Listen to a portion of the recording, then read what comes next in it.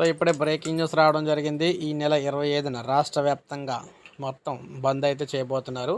అది కూడా మనకి ఎందుకు బంద్ చేస్తున్నారు, ఏం బంద్ చేస్తున్నారు అది కూడా పూర్తి వివరాలు అయితే మీకు ఎక్స్ప్లెయిన్ చేస్తాను.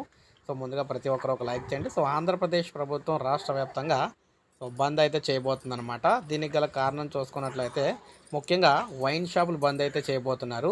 వైన్ షాపులు ఎందుకు బంద్ చేస్తున్నారంటే హోలీ పండుగ సందర్భంగా చూసుకున్నట్లయితే రాష్ట్ర ప్రభుత్వం హోలీ పండుగ సందర్భంగా వైన్ షాపులు అయితే బంద్ చేస్తుంది.